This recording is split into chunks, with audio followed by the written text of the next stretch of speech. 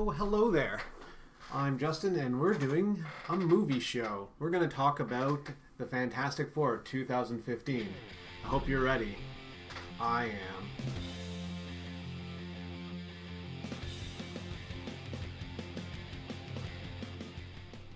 So the movie is a remake of a comic property. They've done this several times before. In the 80s, maybe late 90s with Roger Corman, they did this really quick to DVD movie that never even hit DVD. It would have been VHS back then. And then they followed that up with Tim Story's two Fantastic Four films featuring Ian Grufford and Jessica Alba, Chris Evans, and that guy from The Shield, whose name eludes me at this very moment. And those two movies were goofy, fun, family-friendly. Those movies were fun, and they did the best they could, even though they absolutely destroyed Galactus. Ruined it. And Doctor Doom. But Marvel's not really well known for doing great with their villains. So now they have this one, and what did they do again? They destroyed everything you loved about Doctor Doom. Well, not really, mostly, but it was all there. It was all there. The corporate involvement. You could see that this movie was completely redone. The reshoots and the trouble on set constantly, and like all over Twitter, Josh Tranks saying, "My version will never see the light of day." And that got taken down by the studios real quick. Fox is like, you don't get to talk trash about us. But we can say you ruined one of our hotel rooms. $100,000 worth of destruction your dogs did. They can put that out, but he can't say you don't get to see my version of the film. Of course. So this film is what can only be described as ode to films Josh Trank likes. You can see the inspiration for The Fly and the body horror type style that the film is in. The look at the horror as I'm being pulled apart and set on fire and I'm a monster now, which is very indicative of The Fly. It is very much like The Fly. And then, of course, as we go into spoiler territories, as all my videos will be, I do not hold back in talking about a film. I'm assuming if you're watching this, you've seen this movie. There's also a lot of Akira in this film, which Josh Trank did this in the last movie when he did Chronicles, which was a superhero-type movie inspired by superheroes. And this is very much inspired by the Fantastic Four, because it's not the Fantastic Four.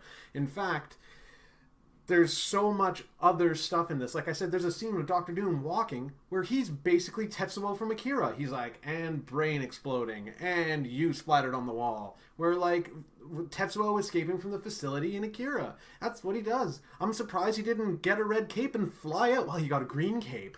He got a green cape. So basically the same damn cape Tetsuo had in Akira.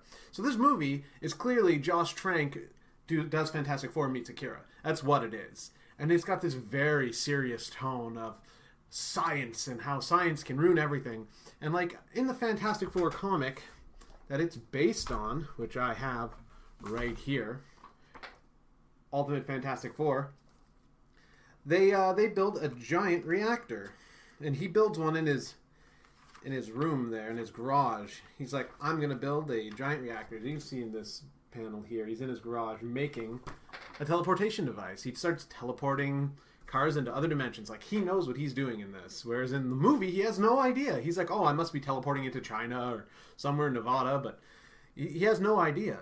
And, like, I felt like they totally underserved the character of Reed Richards, who's supposed to be the smartest character in the Marvel Universe. He is brilliant, and more brilliant than Doctor Doom, but he's also less of a affect my environment guy and more I want to show how smart I am. And like that's what he does. Whereas like Doctor Doom wants to take over the world. And like probably rightfully so, because Doctor Doom takes over Latvia, being the rightful heir, and makes it into a utopia where everything is peaceful and crime has ended and children run through the streets happily. But that's not the Doctor Doom we get here. We get the slacker butthurt Doctor Doom who's upset that they were going to sell his projects to the military. He's working at the Baxter Building, a student at the college there, and they work and get funded by the government and by the military. You invent something at the Baxter Building, it's going to be purchased by the government.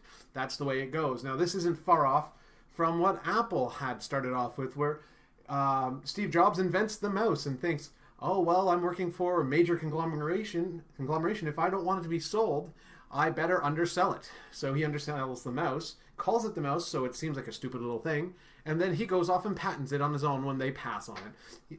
You have Dr. Victor Von Doom, working at the Baxter building, a job he knows that's going to happen to. And what does he do when they go to sell his stuff? He sets fire to the servers and goes all butthurt and lives on a computer somewhere. He finds a little hacker room and hangs out there and plays video games and builds little robots and sits all butthurt and doesn't want to be a part of it anymore. Until they're like, well, you know how you were trying to do interdimensional travel and we sent stuff and couldn't get anything back? Which is like, contextually, they say, we've got stuff back. We've got the dust from that dimension back. And I see your stuff that you've brought back has dust on it. And then they go on to say they can't bring anything back from that dimension. So how did they get the dust? Anyway, that's beside the point. Dr. Doom says, oh, someone's figured a way to bring it back. Well, I'm smarter than everyone, but I suppose I can, come and take a look. And then he comes and takes a look, and you get like motivational speech by Sue and Johnny Storm's dad. He gives a motivational speech about them all working together and being the best buds. It's so bad. Ah! It's so bad. Anyway, so the movie progresses, and typically in a film, you have the first arc where they go and achieve something great. Arc 1 of the 3-act play, so Act 1. The whole movie is Act 1. The whole movie. And then the last 10 minutes of it is Act 3. They literally underpants gnome you in this movie. Step 1, underpants. Step 2, Step 3, profit. So this movie is that. There's Step 1, they become the Fantastic Four. Step 2, 1 year later. Step 3, now they're the Fantastic Four. And Reed Richards runs away from everyone. He gets superpowers and says, I'm going to run away rather than help solve the problems. I want to show you something. And this is related to that and the Thing not having genitalia in this movie. In the Fantastic Four Ultimate comic that they based it on, issue 8, which is this one, Sue Storm becomes curious about being a biologist in this. She starts asking Reed to ask Ben something. She starts asking him about Ben's biology, and she asks him, in this, as you can see, if you take a look at that, about is he peeing normally, going to the bathroom? And then 2 pages later, she asks him about, can she watch him go to the bathroom to make sure everything's normal? Like, this is stuff that they address in the comics, is Ben having genitalia. Now, I know that might be strange for you, but we're talking about scientific people, and now he's changed forms. So she asks, are you still going to the bathroom normally? And he says yes, which implies that he does indeed have a penis. He later on goes and dates people. He dates that blind girl. And depending on what your imagination allows, they have some level of intimacy. In this movie, he is naked top down to show to you that he indeed does not have a penis. Which begs the question is, how is he excreting anything he consumes? It's just dumb. It is dumb the way that's designed. And then Dr. Doom's design is equally dumb. His containment suit, when he's in the other world, crushes in on him. And now he has the power of a god. So yet again, very Tetsuo-like. And then he comes to our world in the last 10 to 15 minutes after they travel to the negative zone and come back. He just decides, I'm going to destroy everyone and take over the world and destroy it, and then my world will be good. And he does that by teleporting everything from our dimension into his dimension into a disintegrator. And just disintegrates everything, and then the Fantastic Four stop him by disintegrating him. The greatest waste of the most brilliant villain in the Marvel Universe, Dr. Doom, ruler of Latvia, brilliant narcissist, inventor, genius, and sometimes wizard, interdimensional traveler. He interacts with Doctor Strange. He goes to save his mother from another dimension. Hell, his mother goes to hell. Anyway, saves his mother with Doctor Doom and Doctor Strange. And they butchered the character. And like, I understand that we're not going to do magic in this universe thing. That's okay. They're just going to give him magic psychic powers, which are just the same thing. Like, he interacts with what could be a god in this other dimension. There's this green energy in the negative zone on planet Zero, and he puts his hand into it and he says, it's interacting with me. I believe it's conscious. And then it, like, comes after him and, like, they can't leave with him. And here's the stupidest part of this movie. The stupidest part is it's called The Fantastic Four. You may notice Reed Richards, Ben Grimm, Johnny Storm, and Sue Storm. Later, Sue Richards because they get married. These are the Fantastic Four. These are the ones who get superpowers, right? In this movie, these four don't go into the teleporter and get superpowers. No. I see you might have an affinity for girls. It's going to be Doctor Doom instead. Doctor Doom goes in and gets powers. And Sue Storm stays behind and for some damn reason gets powers anyway. It makes no sense. It's an asinine way of doing it. They should have all went. And like the way they got Ben Grimm into it, Ben Grimm helps develop Reed Richards' teleporter. He's like the engineer with it. Reed Richards builds it, and like his family owns a junkyard. They go and get parts and build this thing together. He is part of the team that developed interdimensional travel. He is one of two people who make interdimensional travel, and Reed gets the scholarship and says, "Screw you, buddy. You can stay home and not get a post-secondary education." Instead of saying, well, if he's not in, then I'm not going to do it. He abandons his buddy right off the hop. And then like there's the reshoots, and you can tell there's the reshoots because Kate Mara's got like blonde hair, like this like straw blonde hair. And then all of a sudden you can see she's got roots grown in.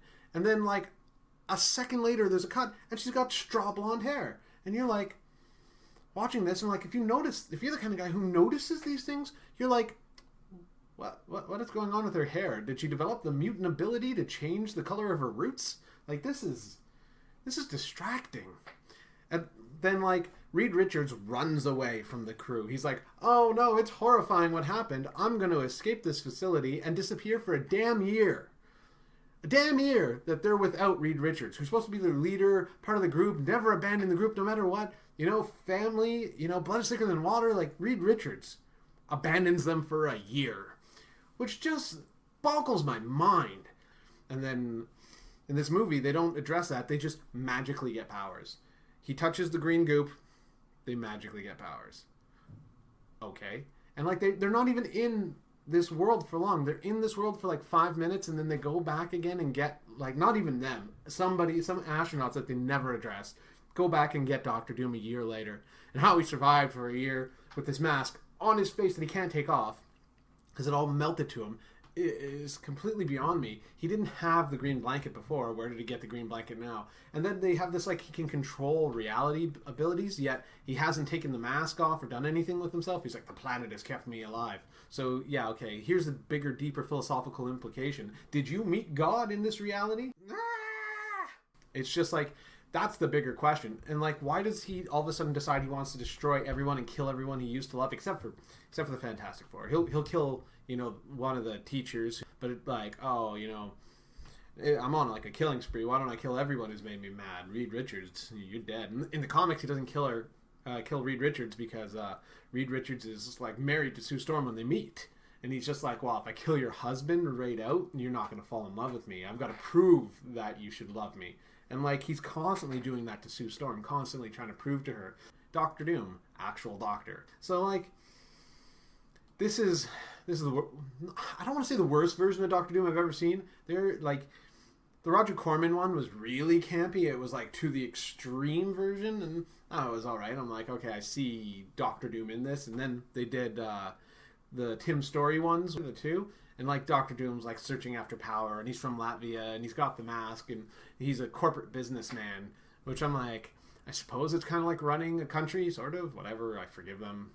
So this movie ends with the last 15 minutes being the last third act 3, where they have their powers. Some of them are working for the military, some of them are wanting to work for the military, and then all of a sudden Doctor Doom comes back, and then they all fight, and the giant laser shoots up into the sky like, I don't know, every other superhero movie ever. A portal into another place, just like Avengers. I'm like, it's so bad. It's so bad for so many reasons. And like, Chronicles was so good and so smart and like so enjoyable. For this to be so off, it's shocking. It's surprising. And like I said, like Tim's stories, Fantastic Four were a lot of fun, but this is no fun. This is devoid of fun.